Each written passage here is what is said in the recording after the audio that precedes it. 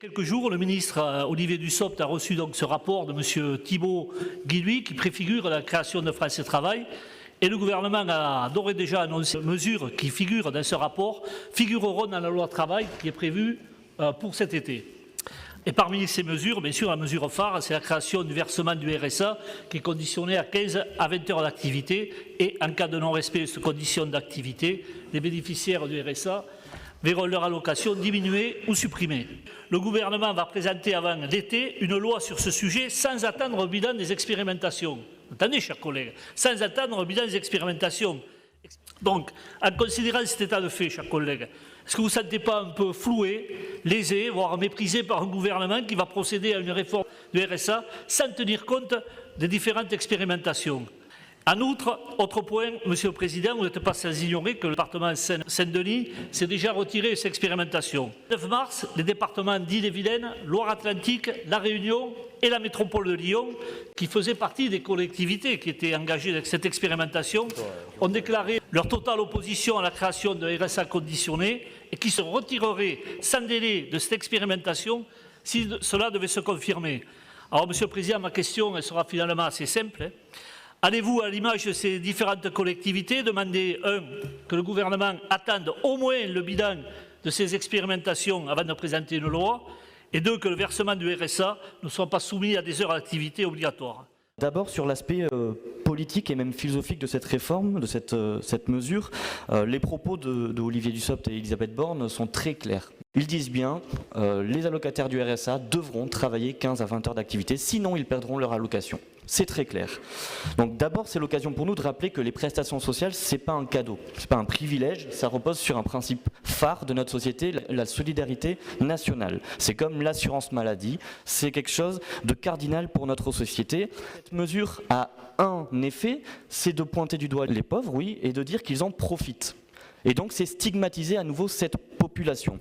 Et la stigmatisation, ça entraîne un effet, alors évidemment psychologique dévastateur pour ces personnes-là, mais au-delà de ça, ça entraîne un effet sur le non-recours. Parce que personne en France ne veut faire partie d'une catégorie de la population pointée du doigt. Où on est traité de profiteur. Personne n'en a envie. Et donc ça a un effet aussi négatif, évidemment, sur le non-recours au RSA. Et puis, finalement, les propos de Elisabeth Borne, ils sont très clairs et ça prouve que dans ce Parlement, depuis des mois, on pointe du doigt une réalité. Et puis, il y a quand même une certaine malhonnêteté intellectuelle quand on nous dit « mais vous n'avez rien compris ». En fait, ce qu'on propose, c'est justement de renforcer l'accompagnement. Mais très bien, ça on le sait et on le propose aussi à vos côtés. Mais vous semblez lier le renforcement de l'accompagnement et le conditionnement du RSA. Ce sont deux choses totalement distinctes. Et là-dessus, vous jouez avec les mots. Vraiment, cette réforme et cette expérimentation, ça fait du mal aux gens. Mais comprenez-le.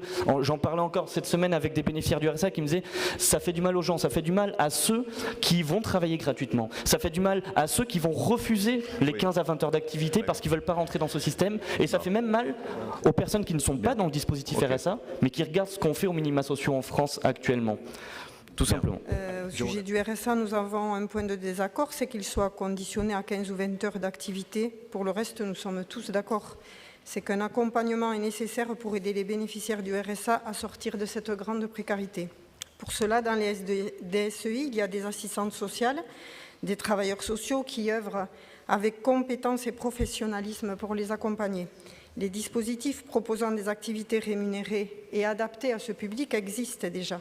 Le non-accès aux droits montre que les bénéficiaires du RSA ont plus que d'autres besoin de l'aller vers, de plus d'accompagnement que de décisions punitives. Nous avons déjà tous les outils sur le territoire pour les aider. Monsieur le Président, notre question concerne la possibilité pour le président du conseil départemental de suspendre une allocation de solidarité.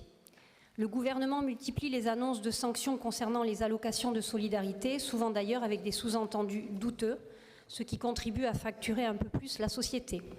Le ministre du Travail et la Première ministre ont ainsi annoncé dans le cadre de la loi France Travail que le président du conseil départemental pourrait décider d'une suspension de RSA si toutes les règles du contrat d'engagement réciproque n'étaient pas respectées. Cette décision pose plusieurs questions. Une instance de coordination préalable sera-t-elle soumise en place et si oui, dans quel délai ? Sachant que l'accompagnement s'opère par Pôle emploi majoritairement, comment les services du département seront-ils alertés? Envisagez-vous réellement, Monsieur le Président, d'user d'un tel pouvoir de punition en cas de défaut d'accompagnement? Je vous remercie. Il peut y avoir consensus parmi nous. Je suis d'accord sur le fait de réformer le RSA, certaines pistes, on est d'accord.